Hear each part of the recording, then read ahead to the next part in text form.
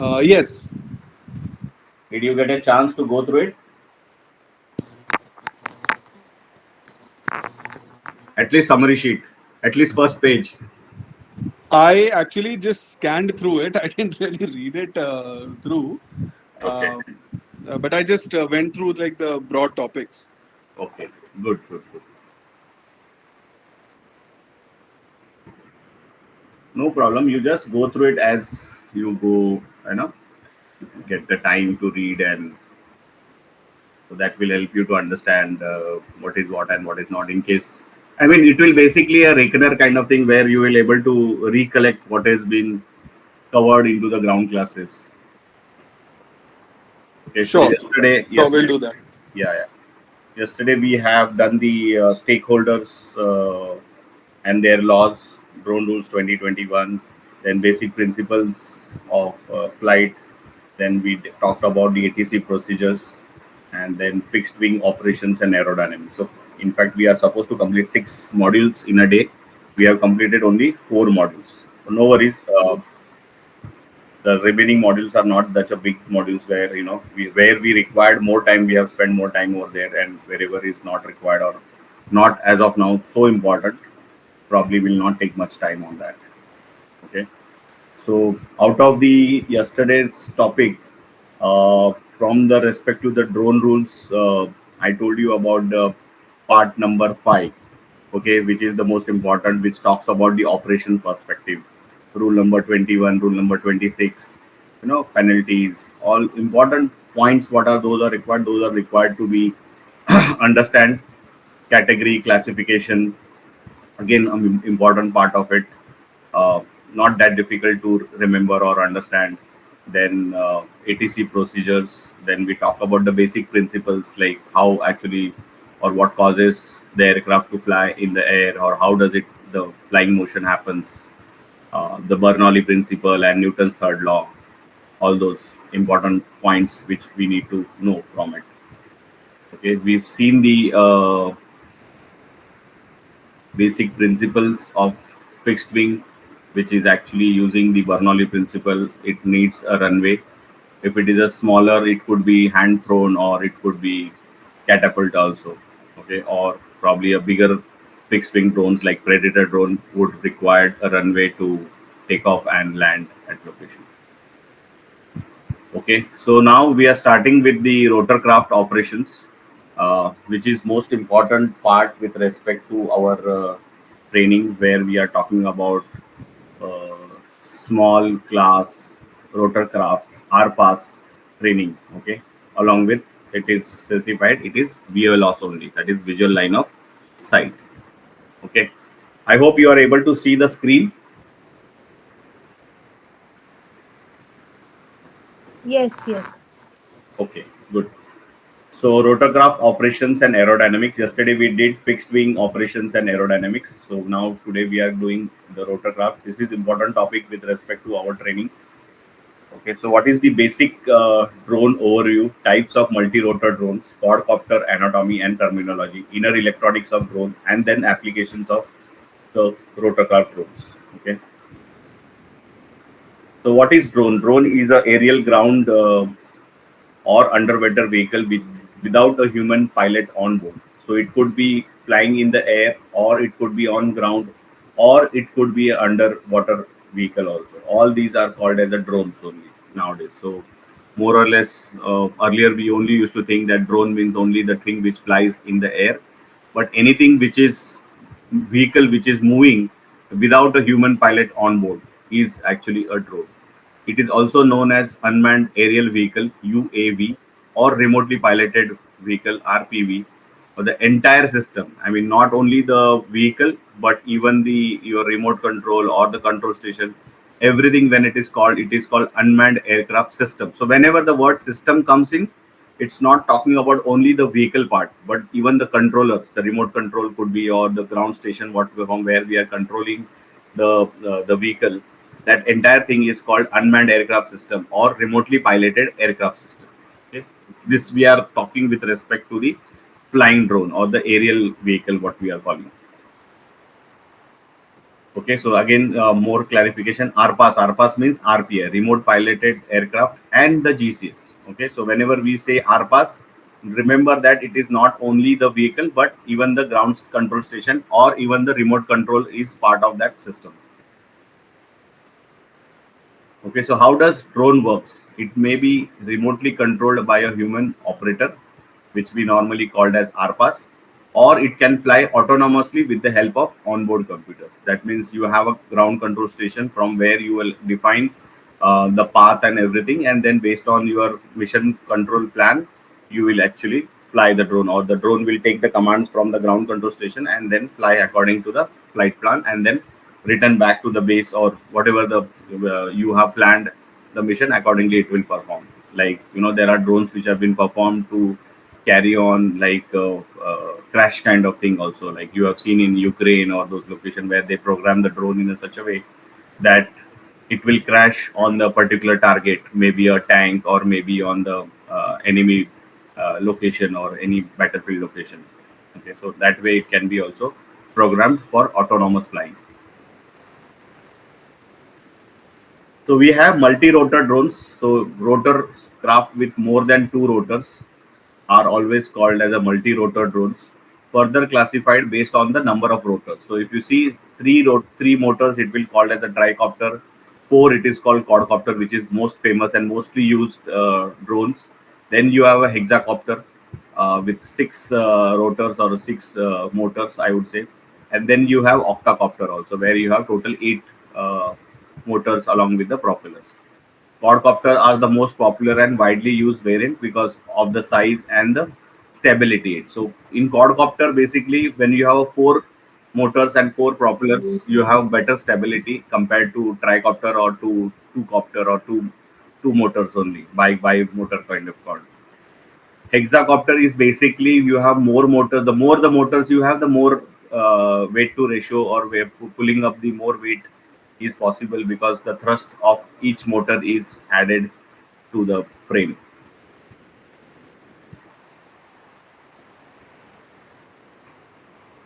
Okay, so what are the pros of the multi-rotor drone? Yesterday we have seen the same thing when we were actually discussing about the fixed wing and the multi-rotor drones. So pros of the multi-rotor or the quadcopter. If you take specifically, it's a vertical takeoff and landing, so you don't need a big space for its launching the multi-rotor drones. Hovering capability is one of the most important pros of this particular drone. Then operation can be confined, can be carried out in a confined spaces, so you don't require a big space to fly or thing. Since it's a hovering, it can go into the smaller spaces also. We have seen multi-rotor drones used to monitor the very confined space like chimneys, even the windmills, or even within the towers and all those locations wherever it is very difficult for a human to go and observe and take photographs and all the things. Those places, multi-rotors or quadcopters are being used. Now, what are the limitations of the or the cons of the multi-rotor drones? Are limited endurance compared to fixed wing because of the electric power. Okay, whereas fixed wings are more or less powered by the IC engines, but multi-rotor drones or the quadcopters are being powered using the lithium ion batteries or lithium polymer batteries. Okay, so they have a very limited capacity compared to whatever you attach the battery. It could be 10 minutes, 15 minutes, 20 minutes, 30 minutes, 40 minutes, max to max 60 minutes, what we have seen. Okay, in extreme cases, people are able to achieve even 120 minutes of flight time. But then as you add more and more capacity of power or a battery, you are increasing the weight of the drone. So you somewhere you need to balance out whether you want more endurance with more battery power or more flight time with less battery with less weight kind of thing. So that you need to balance it out when you are designing the drone.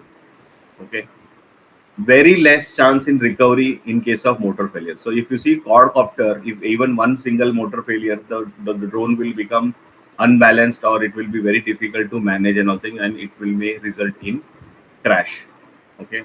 Again, the speed compared to the fixed wing, it's have a limited speed. It cannot fly as so fast compared to your fixed wing.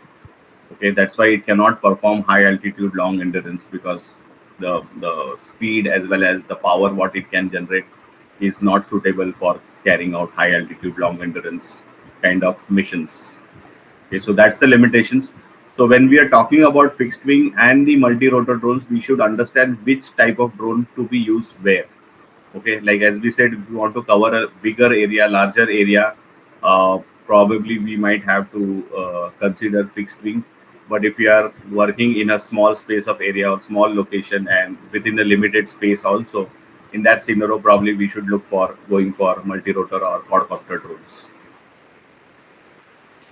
Okay, so let's see a quick history of drones, how actually the unmanned vehicle came into the picture. So even before the aircrafts were designed or tested and all the things, or the first flight what we had in US.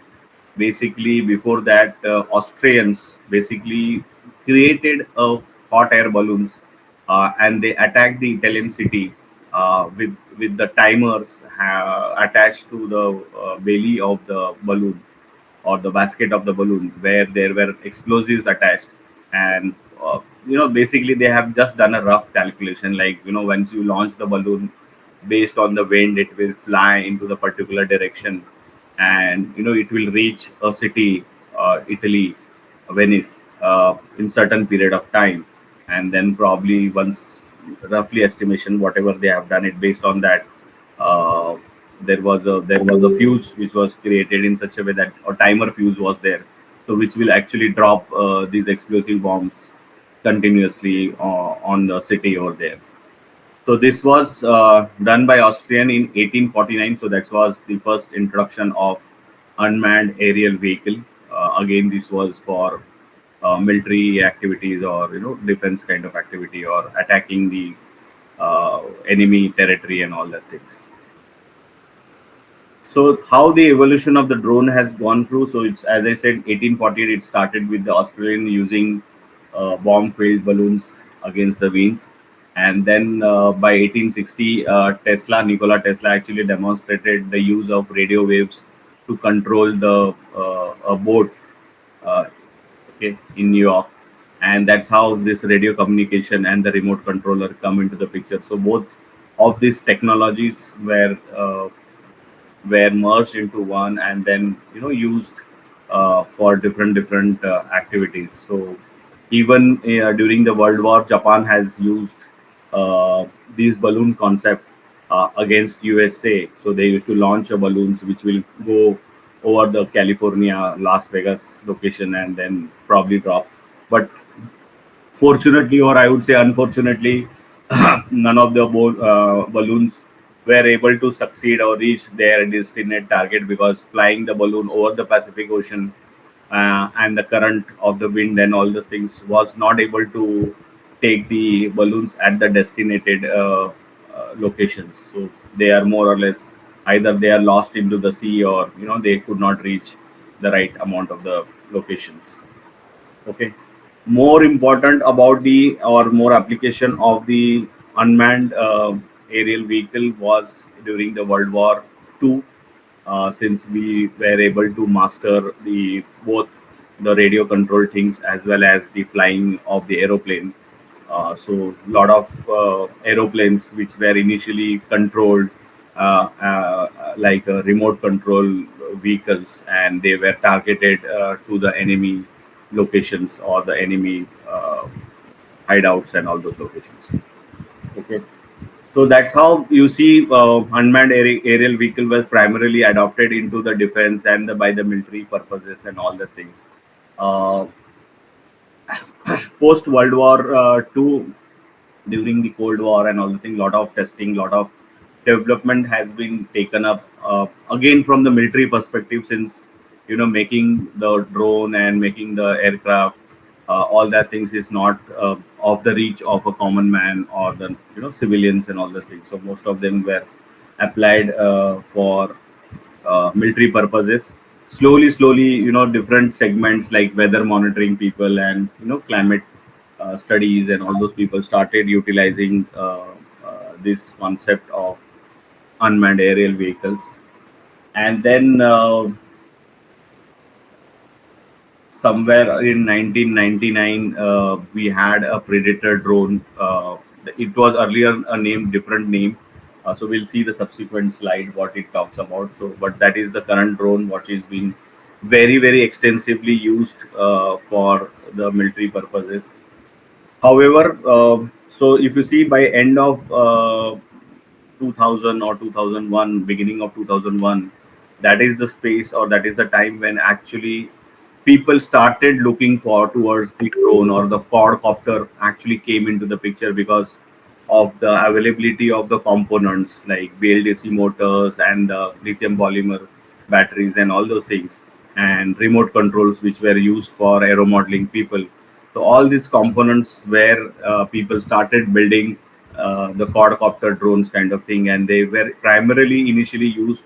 The first use of the commercial segment or the civilian section of the drone was primarily for the photography or the videography. So initially, people started building drones from a perspective that they get another perspective or a different angle of view to capture the images or capture the videos of the location of the people and all. So it started from 2000 till 2010. Still, people were just only utilizing the drones for photography and videography kind of thing. The real kickstart started after 2010 till 2014. In those 4 5 years, actually there was huge adoption and people really started thinking seriously about the drone. And that is where even the ICAO took the notice of it, and then they thought that we need to have a separate committee or a team to set up the guidelines so that similar to like civil aviation, the drone ecosystem needs to be set up and drone ecosystem needs to be controlled and managed, and so that every country should be following more or less the similar type of operations as we have into the civil aviations. Okay, so 2015 the ARPA's committee was formed and the guidelines was set up by ICAO, which was further adopted by the developed countries like US, Canada, Australia, all the locations people who have used. And then slowly even India took the notice in 2018. And I think by 2021, we have already seen that India has released is the first standard drone rules 2021, what we call. Okay, so that's how the history or the evolution of the drones. So if you see, the father of the drones is Mr. Dr. Abraham Karim. He was born. He is actually Iraqi, born in Baghdad in 1951. He was aeronautical engineering from the Israel Institute of Technology. He built the first drone during the Israel War or Israeli Air Force for the Israeli Air Force. In 1970, he migrated to United States, where he found his own company called Leading System, and built the first drone called Albatross. You know. So this Albatross was later bought by the U.S. Defense, and it is called as Predator. Okay, so whatever you see, the Predator was actually the first drone built by Dr. Abraham Karim under his company called Leading Systems Incorporation. Okay, so what are the futures of the drones? So we can see there are, like we talked about, the drone taxi coming in a very big way. Next 5 to 10 years, we'll see better development or better design of the drone for the transportation of the people, maybe one people, two people, four people, or maybe more. Okay, so depending upon how the design, how the components fall, and how the development of the technology happens. Okay, we have seen like how mobiles in 90s were so bulky, so basic, what we see today, and how the evolvement of the mobiles has happened. Or I would say drone would be similar to your computers in 1980s, when the desktop computers were launched for normal people. People initially thought how this computer would be helpful or be useful for day-to-day life or people. But now, if you see, now after 30 years, if you see, computers have been touched almost every piece of life. I mean, we cannot think our day-to-day life without computers. Even the mobile what we use on day-to-day basis, they are like a mini computers only. Okay, they have more power, they have more computation, more memory, more storage compared to whatever the desktop laptops we would be using it. in last 10 years or something like that. So similarly, drone is at that same phase or the same stage as we had a computers in 1980s. So we never know, like in next 10 years, how much enormous development would happen and how drones will be utilized in our day-to-day life. So it could be a drone taxi or crop spraying, seeding, or maybe spying, or maybe supply chain for delivery of parcels or logistics. Or even there is a concept of a drone where there people are talking that will build a drone without the propellers or without a technology. Maybe people are talking about building a drone using magnetic levitation technology also. Okay, so there is lot of innovation and lot of research is going on in this direction across. Uh, as we have seen, even in the drone rules, right from the promotions to the research and development of the drones, there is a separate segment, and where government is pushing and giving a lot of subsidized, lot of schemes to the people. Like every if you see every IIT has a division with respect to the drones or aero modeling as well as aviation related things. So whether it is IIT Kanpur, IIT Mumbai, IIT Varanasi, IIT Bhubaneswar, IIT Madras, every IIT you will see there would be a one system, one ecosystem, one club or something would be always there, and the people would be doing lot of research, lot of development into this segment.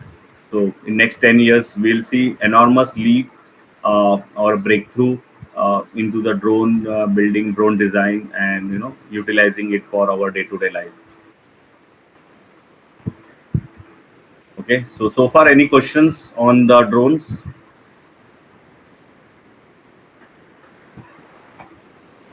No question. Okay. So let's see now what is the anatomy of the quadcopter. So quadcopter is called quadcopter because of the four motors, four propellers. So you can see this is a simple quadcopter which normally even you can make it at your home by getting the components from online. So you can see there are propellers, there are four propellers, and then there are four motors attached to it.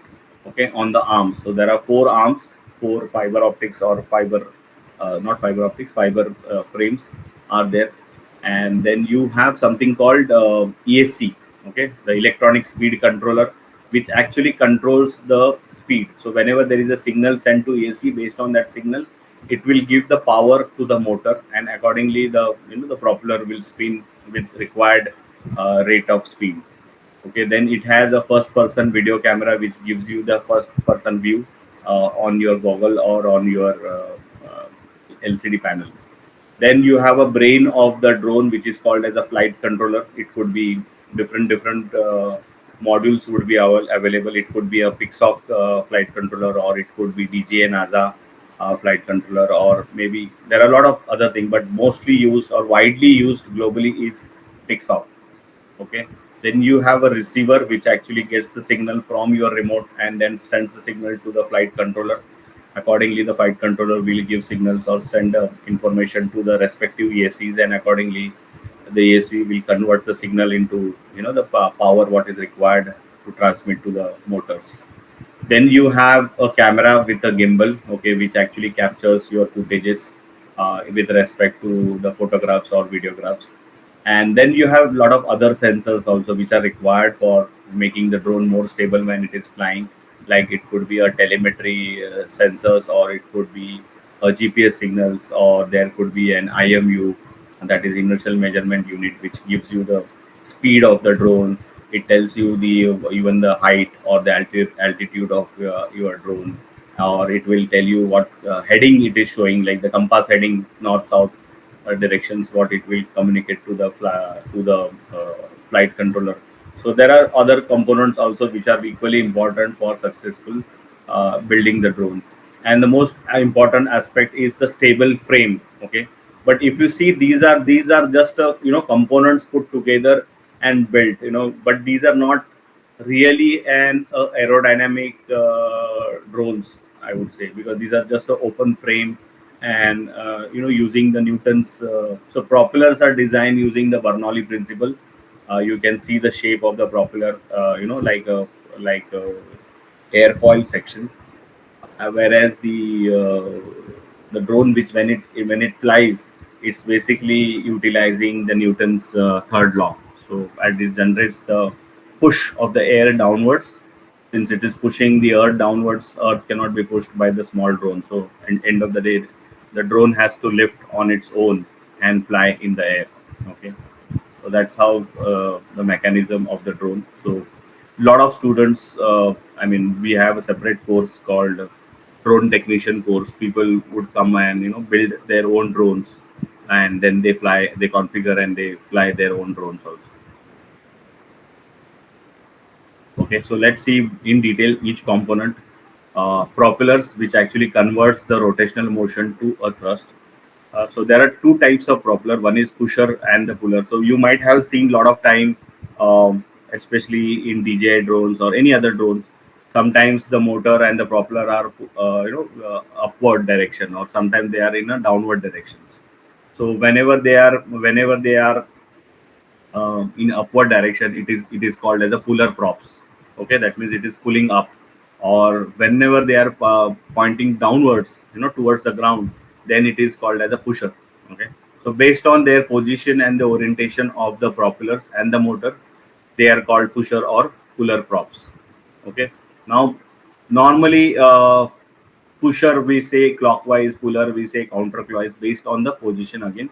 But even in pusher also we have a counterclockwise, as well as in puller also we have a clockwise propellers. Okay, so basically, as I said, propeller dynamics can be modeled by the Bernoulli principle and the Newton's third law. So if you see, there are two propellers. Can you see the difference between the two propellers? Did you notice the difference in the propellers?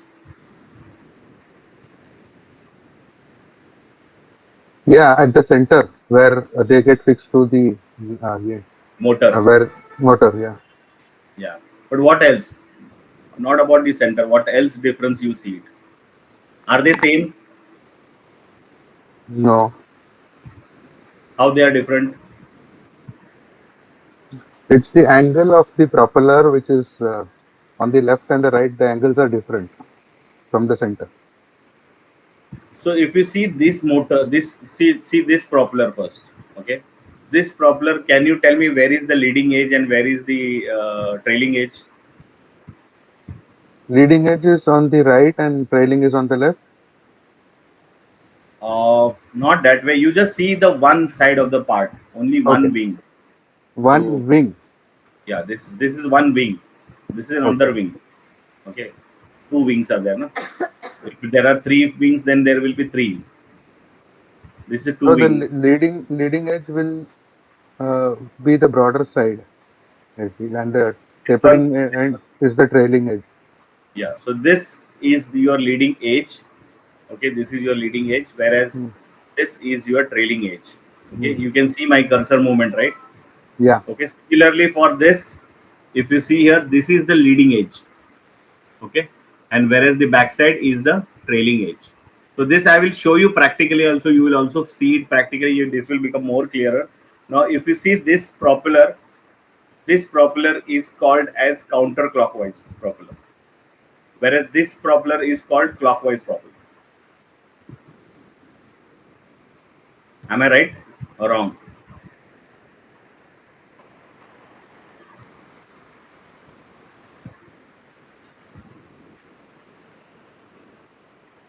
Are you clear Yeah. on the counter Principle, and yes. okay? So the leading edge is your front direction. Okay, the way the Hmm. propeller will rotate. Hmm. Okay, so it will always, you see the direction of the motion of the propeller will be always from the leading edge side. So the way the leading edge is directed, that will be your motion of your propeller. Okay, so if you see, sorry, this is actually a clockwise and this is actually a counterclockwise. So if you see this propeller, this particular propeller with the black head, okay, so this is actually a clockwise propeller. So it will move like this direction. Okay, Hmm. whereas this white head is called counterclockwise. You see this leading edge here or the Hmm. leading edge over here. So this will move like this. Right. So in a quadcopter, you have two motors which are clockwise and two motors which are anti-clockwise, always in opposite directions. Okay, so motor are used to rotate the propellers. We are using, earlier we used to use DC motors, but there is a friction and the efficiency is not good about the DC motors. By invention of the brushless DC motor, we have able to use it highly efficient and long lasting. Okay, because there is no moving coils inside. The coil is stationary, the armature is stationary. In DC motor, your armature is rotating, whereas magnet is stationary. Whereas in BLDC motor, your armature is stable, station, it is not moving, whereas the magnet is actually moving.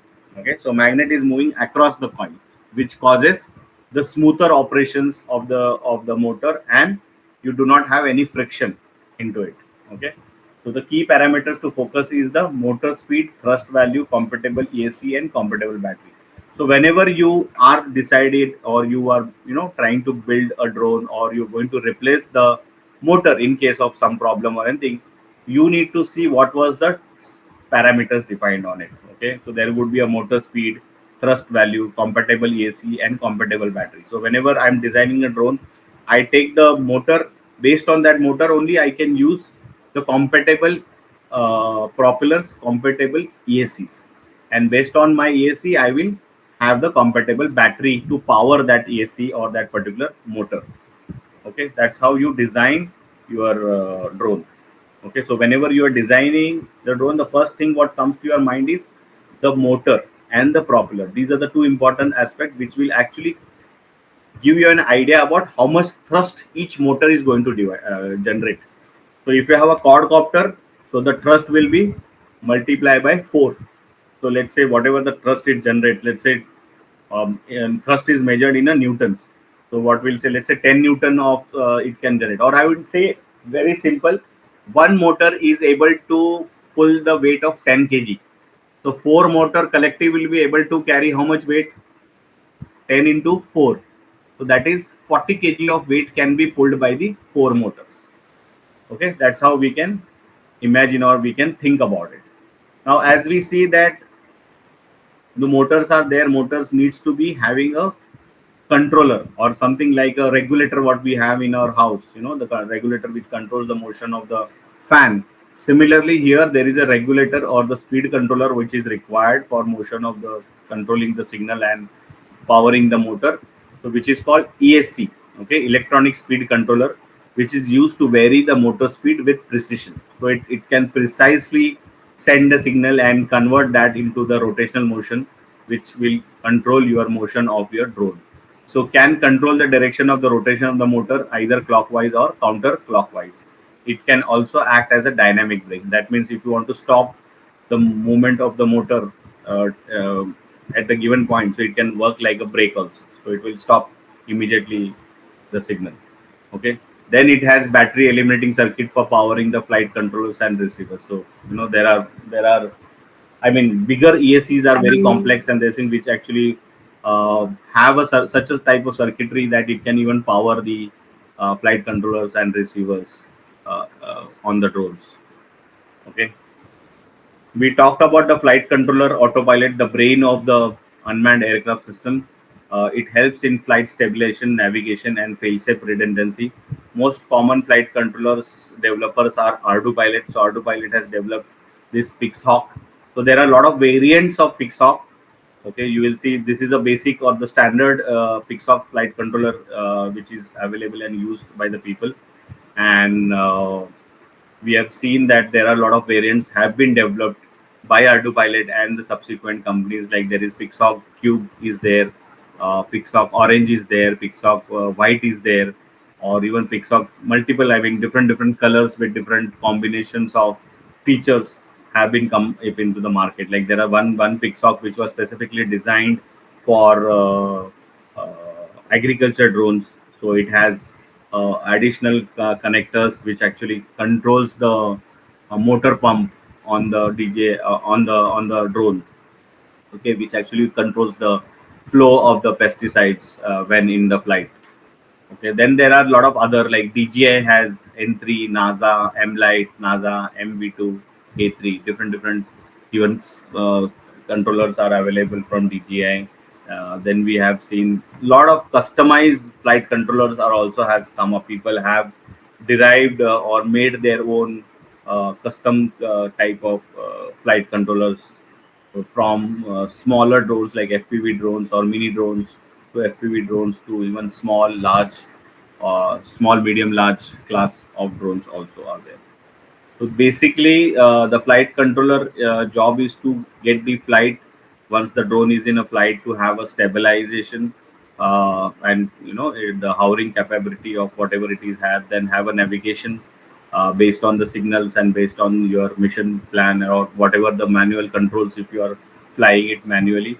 And then it also has a feature called fail-safe redundancy. So in case of any kind of emergencies, we'll see this more in detail when we are doing the module of emergency handling. That time we'll see it. Okay. Then airframe. Airframe is the most important backbone of the drone, which actually consists of housing, enclosing the electronics, motors, boom arms, and the platforms. Okay, different configuration of quadcopter. It could be H shape, X shape, plus shape, or H hybrid also. So different modules are there. It is just a way you actually see. End of the day, you have four motors at four corners. How you connect them or how you connect each motor to the mainframe, or it depends upon the shape. Okay, so it could be H, it could be X, it could be plus, or it can be also in H in hybrid shape also. Okay, now, to power the motors, flight controllers, EACs, you need required a powerhouse or the power plant. Basically, DGCA calls it as a power plant because power plant was the word come from the aviation. Power plant means powering the engine actually. So that's why it's called power plant. Whereas in electronics, we call it as a battery. So battery pack. So it could be a rechargeable lipo or lithium ion, which are widely used. They have a high energy density compared to the conventional, normal, standard, basic batteries what we use. They vary by discharge rate, capacity, and voltage. So what important part is saying how much mh do we are having, okay, and the number of cells what we have. These are the two important things what we need to see when we are purchasing the battery. So more mAh power, the more endurance you will have in the battery. Like 5000 mAh may give me endurance of let's say 10 minutes. So maybe by probably 10,000 mAh or 15,000 mAh will give me a power of somewhere around 15 to 20 minutes. Okay, so depending, because again it's not just looking at the number.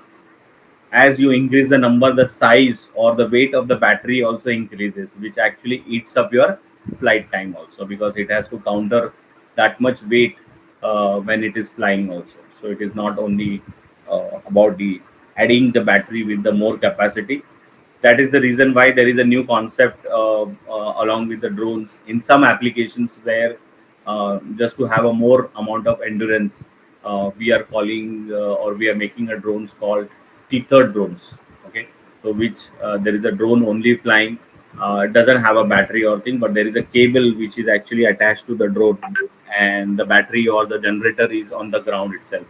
So these type of applications we have seen into the like firefighter drones, or maybe drones used for cleaning the big high scappers using the pressurized water and all the things. So those kind of drones can be made using the teeter drones for longer endurance or longer flight time.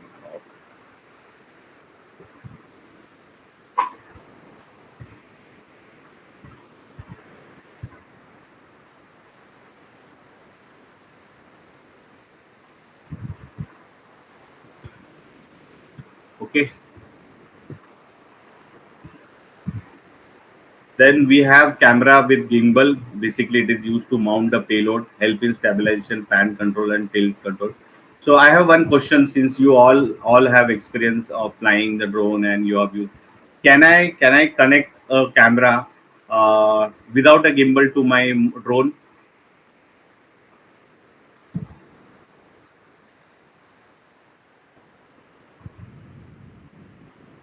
Yeah, it can be connected if But you what need it. Yeah, so if you are saying that if we can connect, yes, of course we can connect, because initially when drones were built and camera was attached to the drone, there was no gimbal. Okay, gimbal came later stage. But then what challenges we would have, or do you see any issue by connecting a camera directly to the drone? So Yeah, do one you? is, of course, stabilization. The other is actually to control the angle of the camera also, which can be done otherwise. But with the gimbal, it's just easy, and the main thing is the stabilization. No, it Correct, can't be done otherwise, because if you have to shoot downwards, probably then your drone will go for a toss.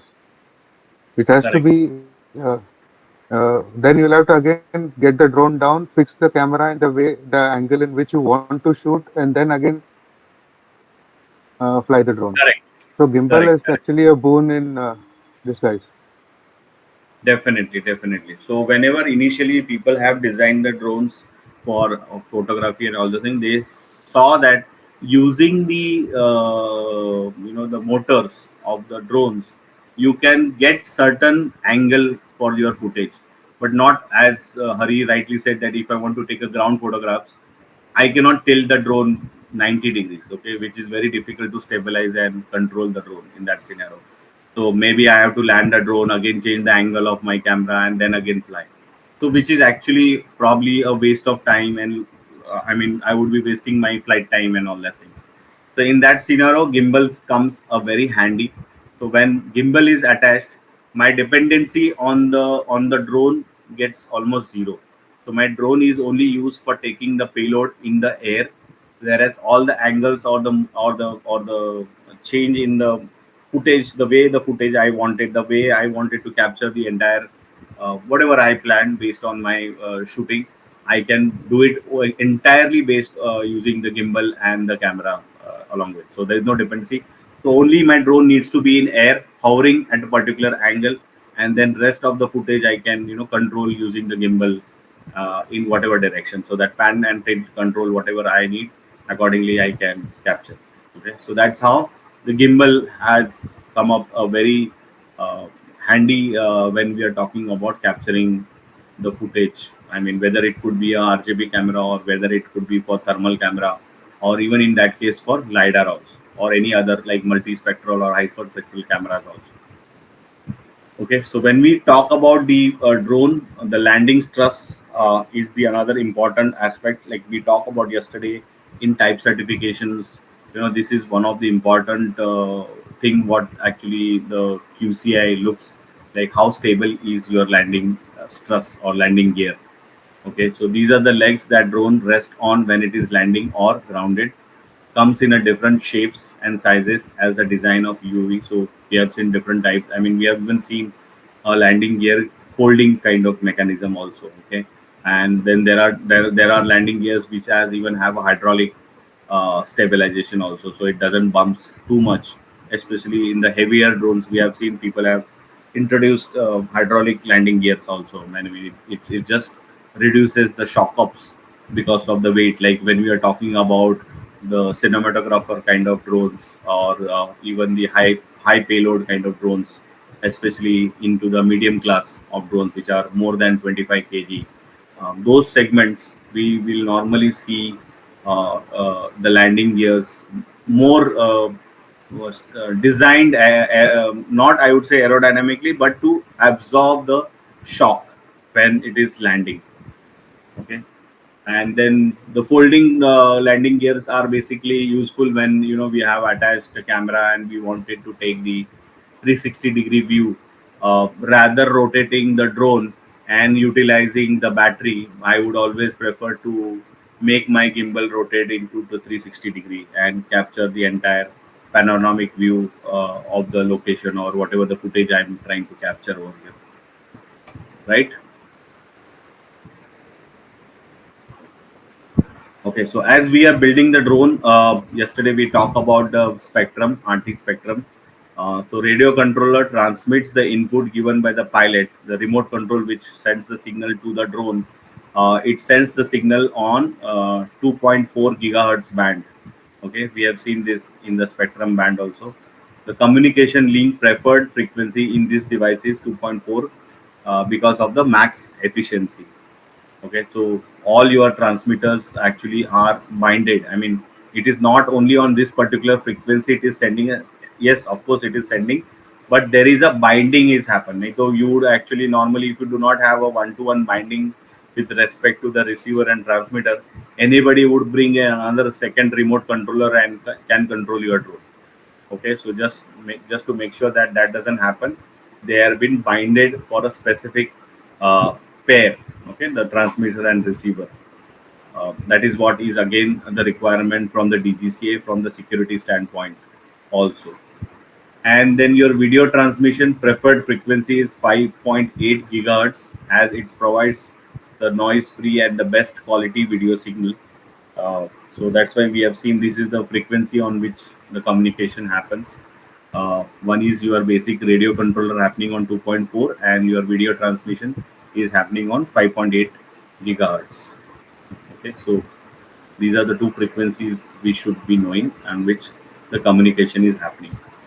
Then we have other devices like telemetry devices, which actually gives you the important information with respect to the drone, like altitude, distance, speed, wind speed, and all other information on your ground control station. Okay, so ground end is connected to the GCS controller, whereas the other end of the telemetry is connected to the flight controller, which gives the information to the flight controller, and then through flight controller and telemetry devices, the information related to altitude, distance, speed, wind speed, all are being displayed on your screen. Okay, so whenever we are actually flying the drone, we should always key attentions to all these aspects, like how high my drone is, how far is my drone.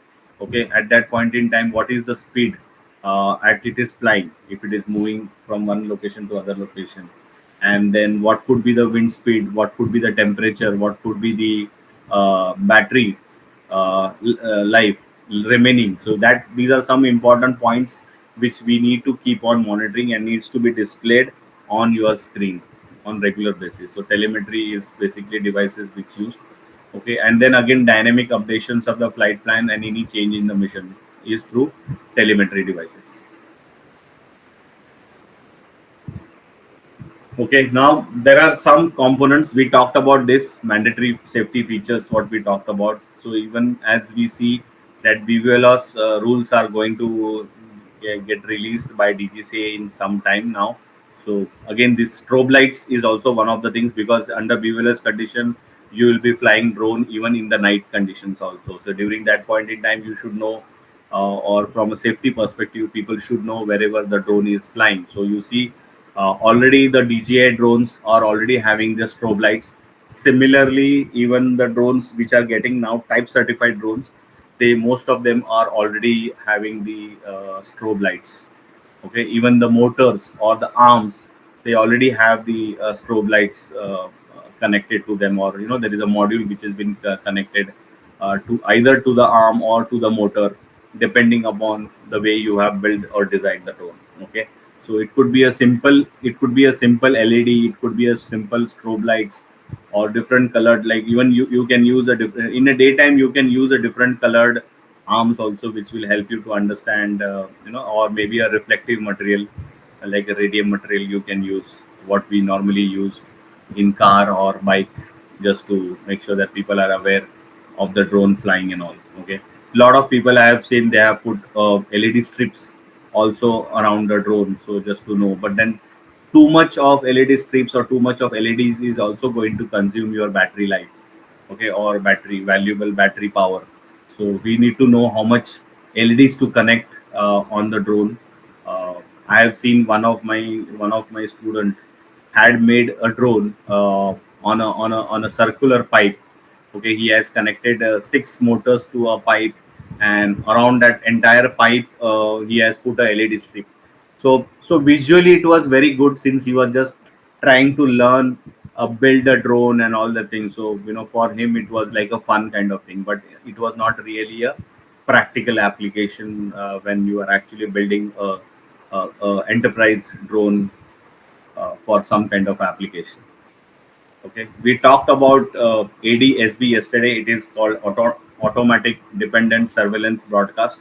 So this is basically a device or a component which will connect to your flight controller, and then it will continuously broadcast about its information. So aircraft determines its position via satellite navigation and periodically broadcast it, enabling it to be tracked.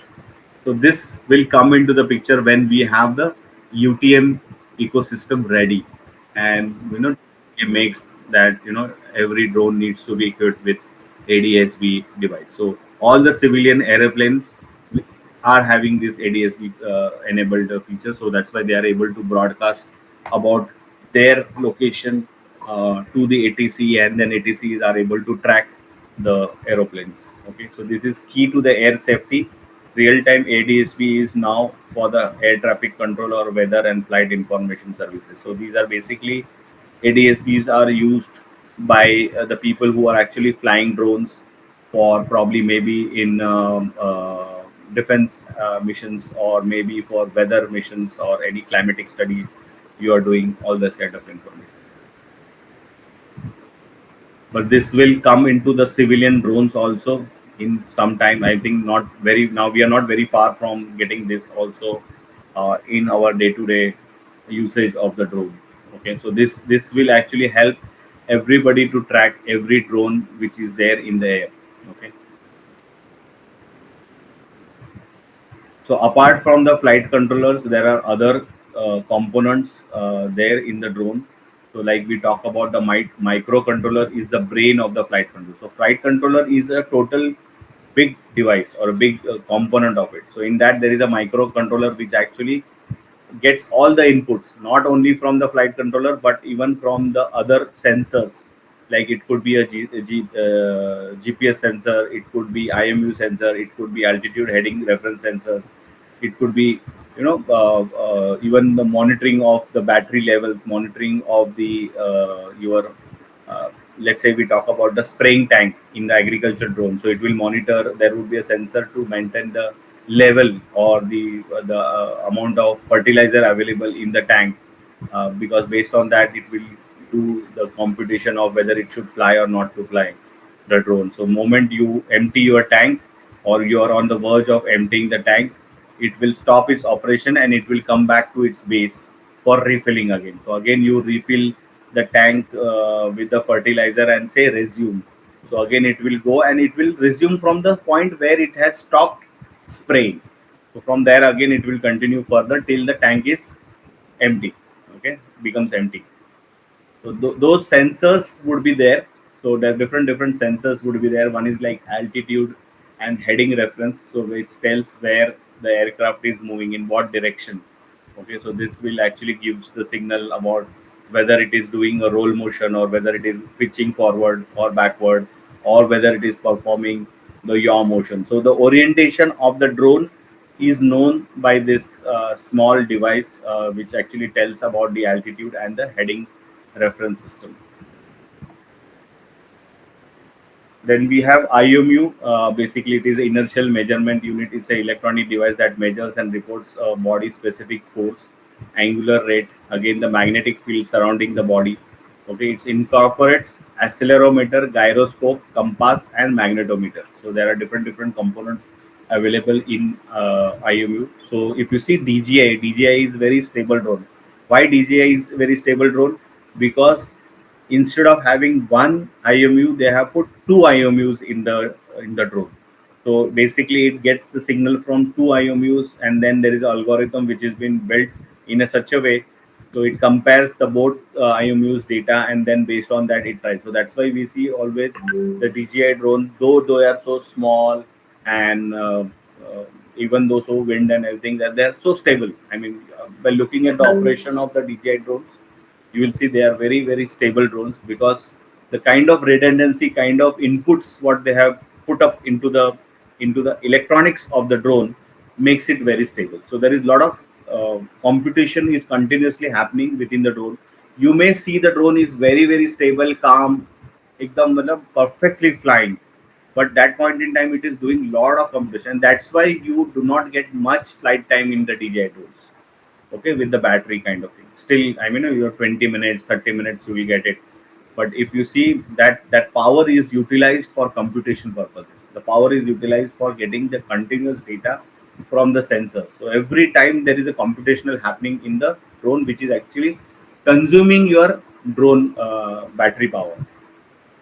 Okay, it allows GPS receiver to work even when the GPS signal is unavailable. So when IMU will be very useful in case of loss of GPS signal also. Let's say there is a very huge cloud cover and you are not getting a good GPS signals. That point in time, you will rely on IMU at least to land your drone safely.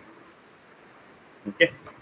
So GPS is another component. Without GPS, I can fly the drone, but then I will not have much control because it will not able to give its latitude, longitude positionings also. Okay, so GPS module is responsible for provisioning of longitude, latitude, and elevation points. Okay, it helps the drone navigate in BVLS and capture details for specific location on the land. So though right now most of the drones are fitted with the GPS, but we are still flying the drones under VLOS conditions. But it will be more useful when we are flying the drone under VLOS conditions. The GPS module helps in enabling safety features like return to home or return to launch capability in case of communication or battery fail-safe kind. I mean, there could be a different emergency situations in that scenario. GPS will help to bring the drone back to the home location or the launch location and safely land as we require.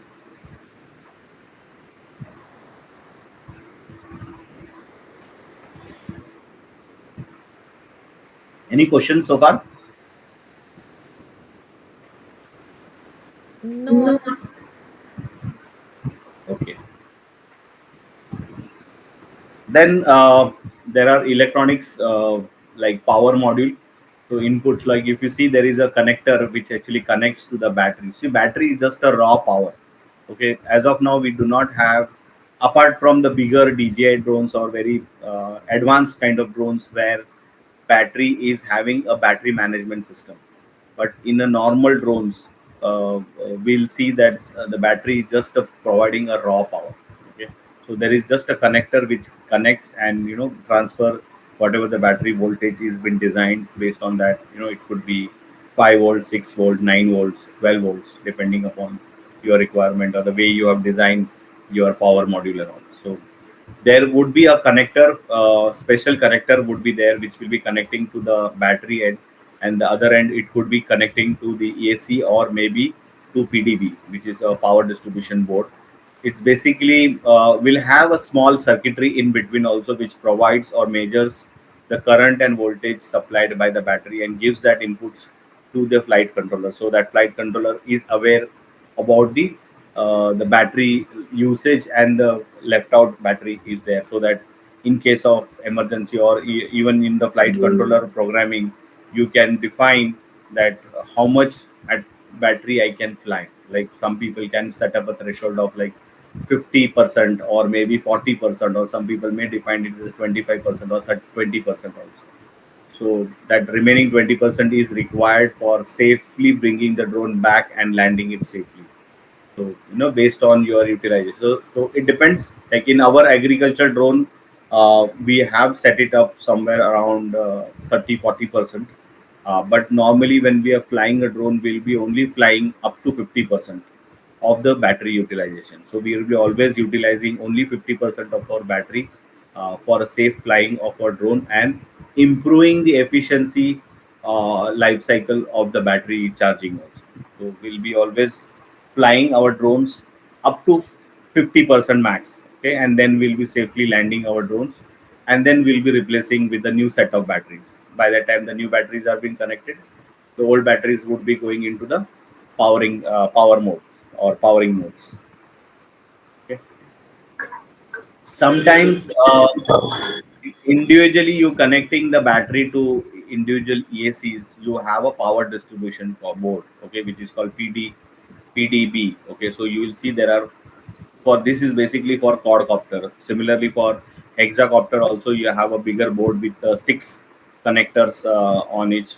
So you will see there is one connector which is connecting the battery end or the power end, whereas remaining 4 connectors are connected to the individually ACs, and which will be powering to the uh, motors or EACs. Okay, and then there are some additional connectors also available on the PDB, which probably would be powering your strobe lights or could be powering your flight controllers and the other electronic devices, as well as even in agriculture drones.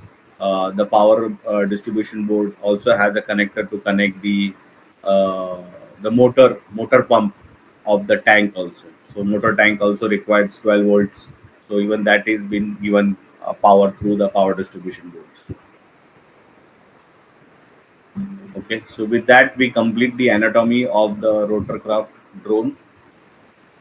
Uh, let's see what are the applications of the drones in the various sectors. You can see there is a agriculture. We spoke about different applications of the drones, like it could be in agriculture, it could be in traffic management, it could be in forest and wildlife monitoring, homeland security, urban development, in disaster management. We have seen in last couple of years a lot of drones are being used uh, whenever there is a disaster. It could be a flood, it could be forest fires or earthquake.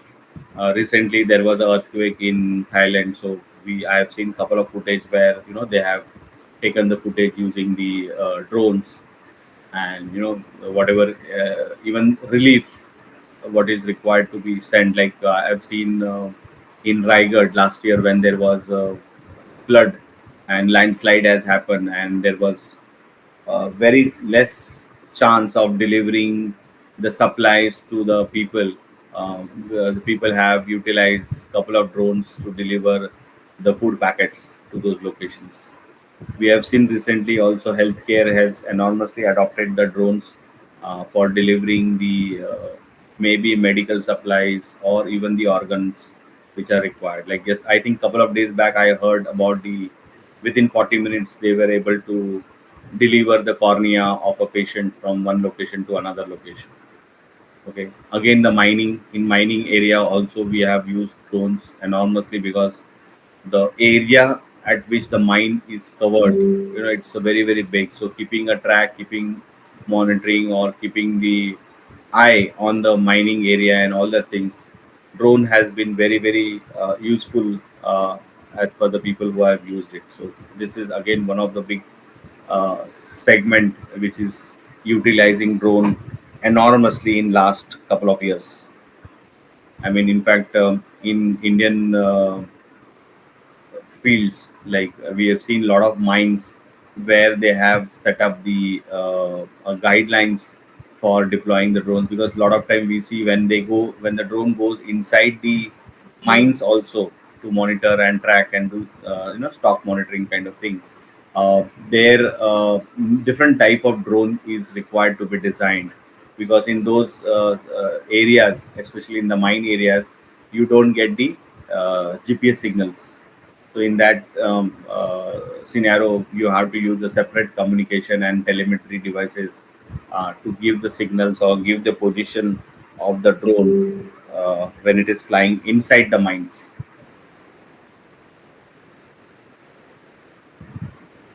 So let's see what are the business ideas. I mean, the first one is already you people are aware that aerial photography and videography, so includes film and ad making, special events, journalism, real estate, survey. Like I've seen real estates, people have been utilizing drones enormously these days. Because of the big buildings like high towers, big areas of I mean townships which are getting created. So there is a huge boom of utilizing the drone into the real estate segment. Okay, even the surveillance and monitoring, agricultural apps like crop monitoring and all the things. Then commercial inspection services like bridges, cell phone, TV towers, power line towers, aircrafts, railways, wind turbines, mines, oil and gas pipelines, solar panels. So a lot of these infrastructure related or commercial inspection services are being taken up by the people.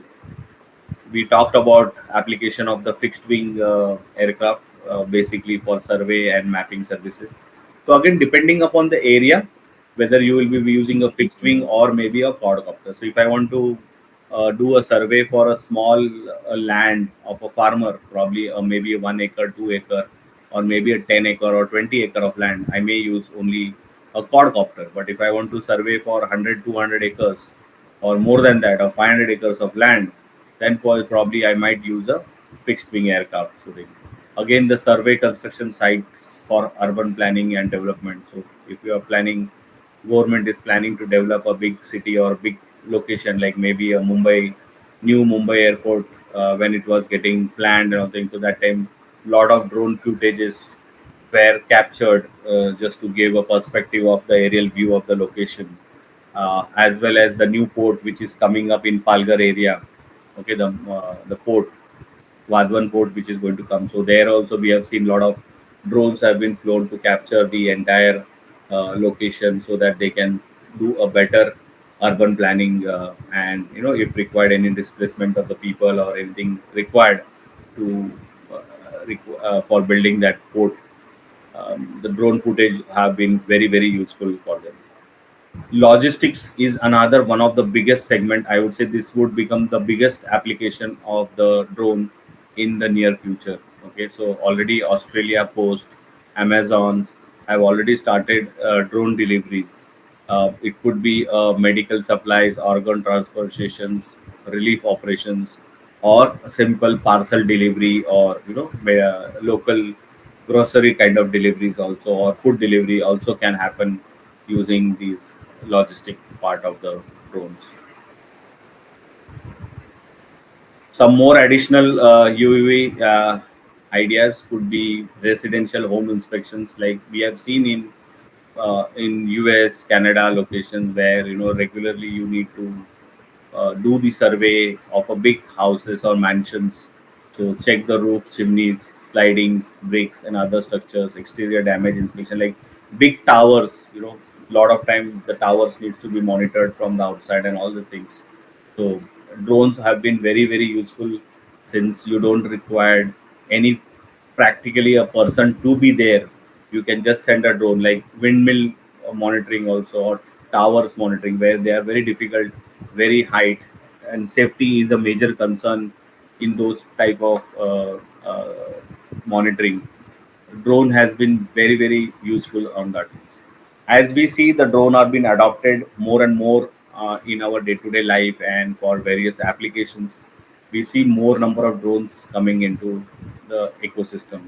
So definitely we would require a lot of support, back-end support, like drone parts. And like you see, there are so many DJI drones available in India, but we do not see many of the repairs available for the DJI drones. I mean, there are only very handful of people are available who can make DJI drone repaired, or the selling of the DJI components. So most of them we will always order them from online or things. So a lot of time the cost of the parts, or even the repairing cost of the DJI drones are very enormous. Okay, like as I said, we have already burned two drones when we were doing the power line tower monitoring activity.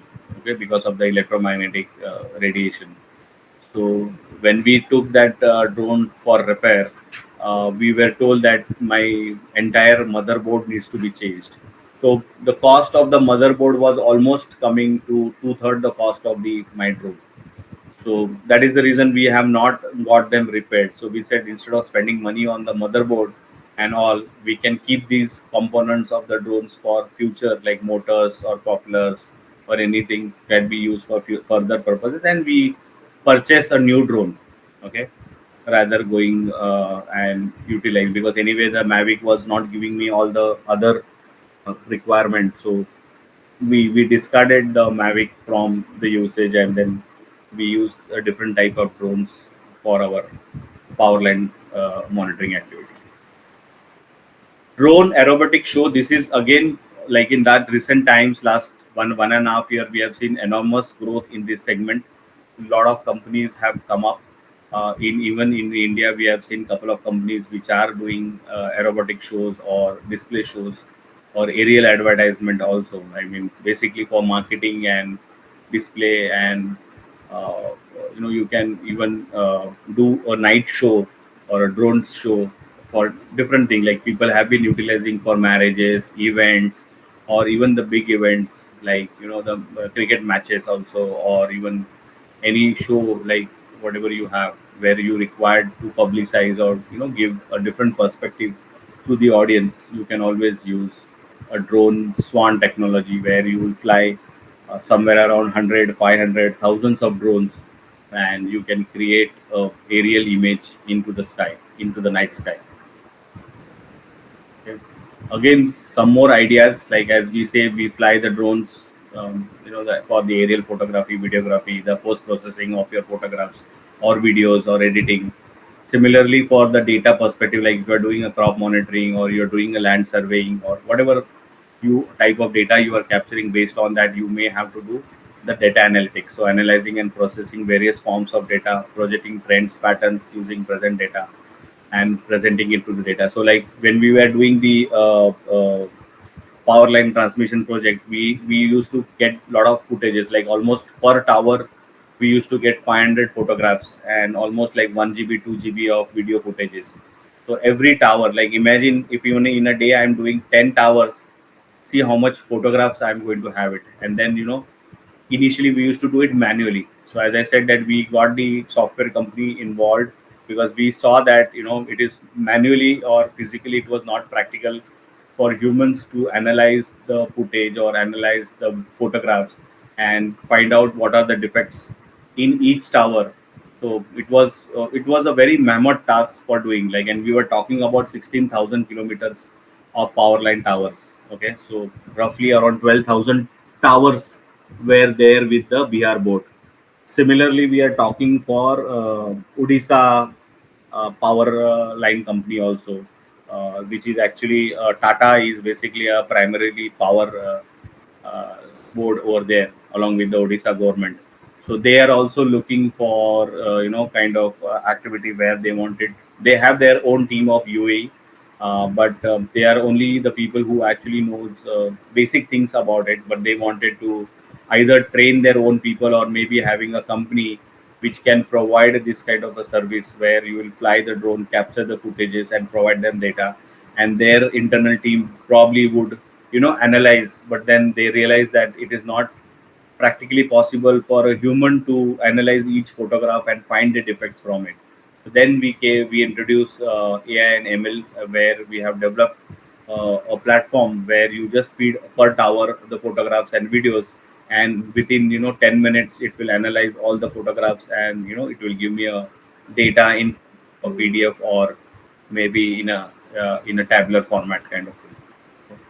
So engineering consultancy like drone identification, procurement, operational solution, obtaining UI and UAP, or being a DGCA compliant. So a lot of consultancy services are also like, I've seen a lot of agriculture companies have set up a service called DAS, drone as a service.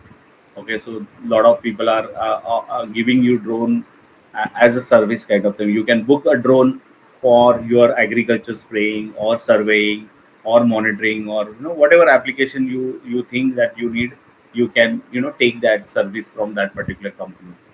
Again, the SaaS based firms, like not only the hardware part of the drone but even the software part of the drone is also equally important. So flight planning, controllers, and diversified data processing, app development, like we have seen lot of companies, or the SaaS development is happening around this field. Like there was a company which has developed an app where a farmer can register himself on that particular app, and he can book the spraying services for his farm. Okay, so once you do the book the service, you specify the date and you specify your location of your farm and everything, and you do the payment, or maybe you book the service and you get your service delivered, and post that you can do the online payment. That's how it's there. So there is a soft tool called, or the app called Boomit, okay, which is available, which is very much into the development, or it is released now as a 2.0 version.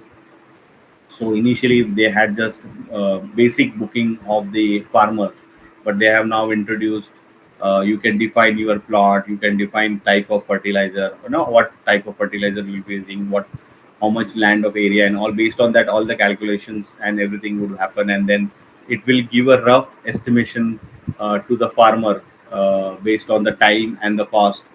Then he can proceed for booking the service. Okay. As we say, the DGCA has made compulsory the insurance part for the drones, okay, the commercial drones or the type certified drones. So even the insurance companies have introduced UV insurance policies also, so which we can take the cover or the liability for damage and claim for third parties. Okay, it could be only for the drone, or we can take for drone plus property plus a person also. So basic on what we get things covered under our drone, we will have the premium accordingly. Okay. So this is just a big picture about the where do we head in next 5 to 10 years. So you see drone being utilizing into the agricultural surveillance, medical supplies, used in power line grids or smart grids. Drone ports will be one of the things. Like as I said, almost every 10 to 15 kilometers of distance, or maybe 25 kilometers of distance, we'll be having a vertiport or a drone ports near to our major highways, where drone could be flying and drone can be landing based on the requirement, maybe for charging purposes, or maybe for replacement of the battery or something like that. So the drone ports is there, or vertiports, which is there very much in a concept. The document has been already been shared by DGCA, so that the people will can build those ecosystem as they require. Then on-duty drones for first responders, like we have seen drones used a lot of time as a life-saving device. Also, we have seen a couple of videos earlier on YouTube where person having a heart attack, he was saved because he was able to provide or get the supply and the response. Though the doctor was not physically present in front of the patient, but the near dear ones were able to save the human life by timely help of the device and the guidance through the drone, where the doctor was sitting remotely. Okay, even within the factory or big factories like refineries or pharmaceutical companies, where you have a big areas covered up, within the factory, the intra logistics also transferring goods from one place to another place within the factory or outside two locations also is very much possible in near future. We are talking about railway monitoring, traffic monitoring, driverless cars which are go flying. So keeping them monitoring or keeping them tracked. Drones will be also very much useful in keeping a track and control of the traffic. Okay, again we have seen use for climate monitoring purposes also, and then of course private and hobby purpose also will be using drone, like aerial photography, video photography, and whatnot. I mean, we just have to think, and probably people are thinking about making those drones or for different applications. Okay, so with that, we complete the rotorcraft operations and aerodynamics. We'll quickly move to the next topic, hybrid operations and aerodynamics, and then we'll take a break. Okay, you have any questions on the rotorcraft operations and aerodynamics? Any questions so far? Yeah, I have just one question. You said most of the rotorcraft use lithium-ion batteries. So are lithium polymer batteries not used, or any other, They are to make used. They the are used. They are used. Lipo batteries are used, but more efficiency is into lithium ions. okay? Used. They are used. Vice versa is there. I mean, depending upon usage. But you see, the lipo batteries, where basically they bulge. They don't have a good Yes, quality. Okay, life. so Yeah, yeah, life is not so good. So people are moving towards lithium ion batteries nowadays. because Okay, so considering we the have weight of lithium-ion and lipo batteries, I think lipo batteries are lighter, but then, like you say, they bulge. correct. Ions are heavier, but then you see again it depends upon your usage. Like if I'm building a small drone, I may prefer to use lipo. But if I'm making a bigger drone, probably I'm. And then now there are different type of batteries. See, there is a lot of development is happening in the battery segment also. We are talking about something called as a solid state batteries also coming up. So we don't know like how this even the battery system will come up, because adoption, see, battery is now becoming a very main core of power source for us. Be it like your drones, be it your EV vehicles, or where anything what runs requires a power. The battery industry is growing tremendously, and there is a lot of development and a lot of innovation is also happening in this segment also. So we never know in next 5 years what kind of power we would be. I mean, people are talking about even the nuclear power, or different type of power things which would be. Probably people are talking in future about something about biocells also. So we never know what kind of battery would be coming. So whatever as of now we have with of the best technology, people are utilizing it. The new, if something tomorrow something new come up, the people will adopt to that. It's basically what is better is near future. Yeah. Is it possible to have a 5-minute break now? I just have a small presentation of 10 slides. After that, we'll take a break. Okay. So that's a small topic about hybrid drones, and then we can take a break. Okay. So we've seen the rotorcraft operations and aerodynamics. Yesterday, we have seen the fixed wing operations and aerodynamics. So hybrid is nothing but the combination of both type of these drones. Okay. So hybrid means what? It's the air. It can function as an aircraft as well as it can function as a rotorcraft. So it has both components built into that type of drone, that is called as hybrid, or also it is called as a VTOL. Okay. So again, we'll see what are the principles, because since it is using the fixed wing component also it, and then it is using the rotorcraft components also into it. So we'll see the principles of aerodynamics, then types of hybrid drones and parts, and then application of hybrid UAVs, okay, into the day-to-day uses.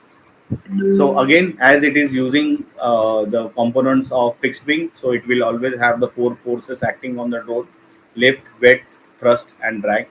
So basically, the airflow changes and the pressure distribution over the airfoil. So the hybrid drone will always have the wing. Okay, so only what is the disadvantage of the fixed wing is that it needs some mechanism to lift into the air. Either it could be thrown by the hand, or maybe catapult, or maybe required a long runway. Okay, so to overcome this shortfalling of a fixed wing, we have something called as vertical takeoff and vertical landing. Okay, so if you see first the component of the fixed wing, you have the airfoil design. So it also has a similar wing, similar to your fixed wing aircraft.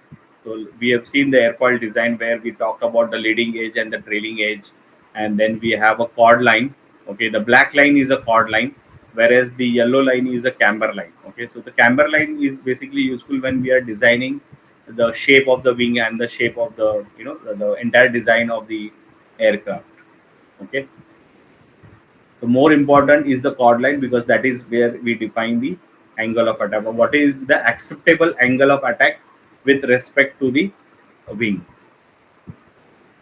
Okay, so these are again terminology for airfoil. We have seen this during the basic principles of the flight, as well as during the fixed wing thing also. So leading edge is the part of the airfoil that hits the air particle first.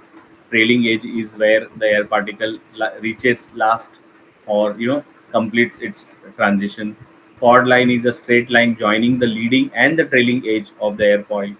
Chord is the distance between the leading and the trailing. So what is the chord? Okay, then lower surface. Lower surface is the below surface of the airfoil. Upper surface is the upper surface of the airfoil. The mean camber line is nothing but line joining the leading and trailing edge of the airfoil. But the difference between the chord line and the camber line is nothing but the mean distance. Okay, if you see, the chord line is a straight line, but camber line is exactly the shape of the airfoil. So you see the distance between the line with respect to the upper surface and the lower surface is always equal from its position. So wherever you see, it is always equidistant from upper surface and lower surface. Okay, so that's how the camber line is been designed. Okay, so maximum thickness of the camber line could be the lower surface from the upper surface. So you can see where the maximum thickness, probably somewhere this could be the maximum thickness, whereas the minimum thickness could be at the trailing edge or the shorter distance. Okay, so we have seen what are the forces acting on the drones. So similarly for hybrid drone, the same forces will be affecting because it has a wing structure over it. So lift is the force that holds the drone in the air. This wing creates most of the lift used by the airplane. Weight is nothing but force caused by the gravity. Thrust is the forward force which takes the aircraft in the forward direction. It creates a propeller, jet engines or rocket. Air is pulled in and then pushed out in opposite direction. Once example like household fan. Drag is the force that acts opposite to the direction of the motion. It tends to slow an object. So drag is there because of the structure and the air through which it is moving. The air causes the friction, okay, and which actually creates the difference in the air pressure and slows down the movement of the aircraft. For example, yesterday we have spoke about this example, like putting your hand outside the moving car and you can feel the based on your angle of your hand, the drag on your hand, right? If you are holding your palm parallel to the ground, you will not feel any drag. But the moment you start tilting your hand, you give a slight angle, then probably your hand will try to raise up. But if you hold it completely perpendicular to the ground, you will feel the drag. Your hand will be pushed backward. Okay, that's what we talk about, the drag. Okay, again the same thing, the airflow and the pressure distribution of the flow.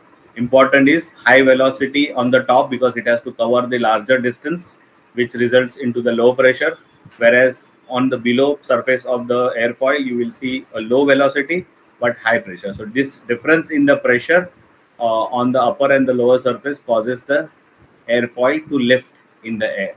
Okay, so difference in the pressure produces the lift. So what are the components of the hybrid drone? So if you see from the perspective of a fixed wing, it will have a wing with the fuselage and the motor, okay, which is actually for forward motions, a pusher motor or puller motor. If it is in the front of the tip of the nose, it will be called as a puller motor. Since it is the backside of the fuselage, it is called pusher motor. Then we see there are 4 additional motors which are connected to the wings and the tail section of the aircraft, which actually acts or helps the drone to get into the air. So normally the hybrid drone is not running on the runway or thing; it is flying like a normal rotorcraft when it is taking off. So it will using these 4 motors.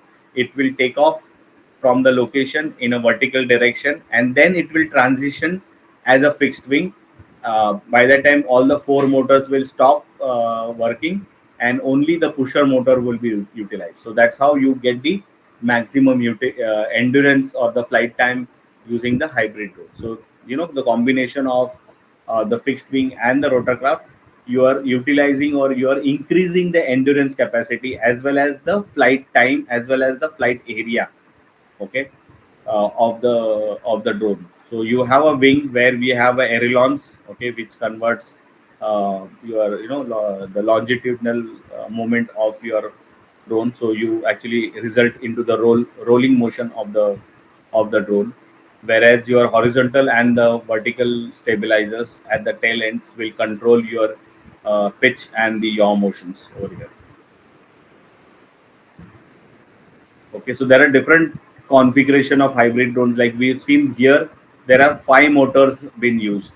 Okay, so there are drones which are developed like you have this small BLDC motors which only helps drone to take off, whereas this motor can be a powered BLDC motor or could be an IC engine also. Okay, so that's why you have used a combination of different types of motors and different types of engines also. Okay,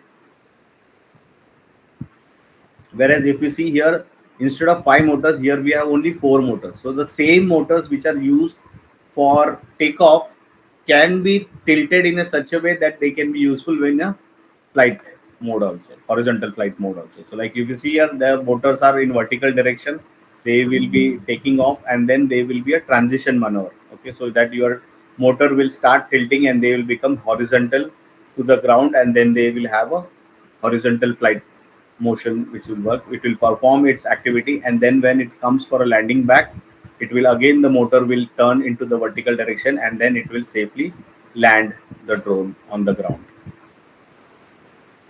Okay, so there are different types of hybrid drones, like you have seen 5 motors, This is one of the widely used hybrid drone, Wingtra, mostly widely used. This is, we have seen the newer version has come as V2, where they have a payload, LiDAR payload also used. So this actually takes off vertically and then it transitions like a normal fixed wing aircraft and flies and captures the photo. So these are more or less used for mapping, surveying, kind of, or surveillance kind of activities in those large areas. This I have seen this utilized or widely used in European countries, the Wingtra drones.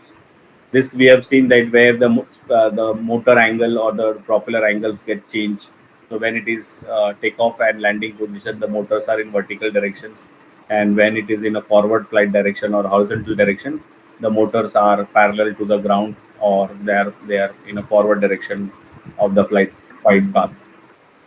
Okay, so different types of hybrid drones are available. People are evolving and designing different types of hybrid drones because they can be used similar to your fixed wing as well as like your rotorcraft. Okay, so what are the applications widely used in terrain difficult? Like wherever we have a terrain, we can't fly a rotorcraft drone, but there that location we need a fixed wing. But then we can't have a fixed wing there because it will not able to land or take off from that location. So in that scenario, we'll normally use a hybrid VTOL. Okay, so landing is difficult for a fixed wing airplane, but endurance needed to be more for a multi-rotor. So whenever this kind of requirement is there, we'll always use a hybrid VTOL. As I said earlier, it was used for large area mapping. It is used for transporting heavy payloads over a large distance in hilly terrains. Okay, again, it is used for search and rescue, cargo delivery. We have seen hybrid VTOLs have been taken up in a big way for cargo deliveries also. So probably most of the deliveries happening probably would be utilizing hybrid VTOLs in near future. Okay. So with that, we complete the all the modules with respect to the day one. So today we completed rotorcraft operations and hybrid operations. So if you have any questions, do let me know, or we can